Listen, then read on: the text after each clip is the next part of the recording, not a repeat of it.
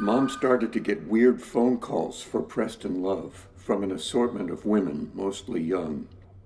I told her they were a joke. Just keep passing the phone over to me and don't worry about it. She thought maybe I was getting girlfriends, finally. Thought some female companionship besides herself might bring me around, whatever that meant.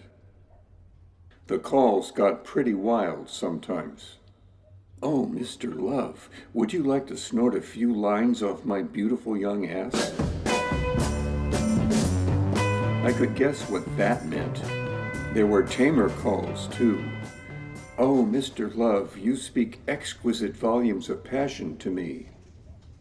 The dreams of being Preston Love started recurring every night. I came to greatly look forward to them every night as I put on my freshly ironed pajamas. Broadcasting with my new voice, new sounds, new stress-reducing places for my listeners to imagine themselves going. Preston Love, the voice of the power of love on KMD Radio. Leave your narrow little life behind on this glorious misty country road. The empty desert is like a vast container for your most powerful thoughts and feelings. Embrace them. But in my waking hours, I was bedeviled more and more by the weirdest thoughts. Hallucinations, really.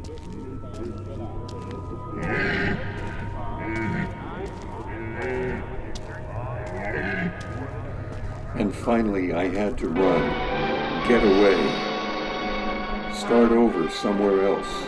Preston Love and I could do it together. I could barely say goodbye to the chickens. The desert would be just a memory. I couldn't let them slow me down.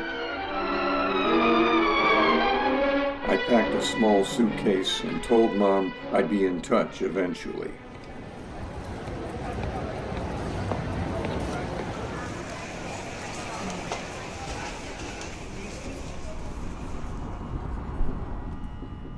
And finally, I found myself at a cheap hotel in a small city in Central Europe, an anonymous kind of place where no one would even look at me.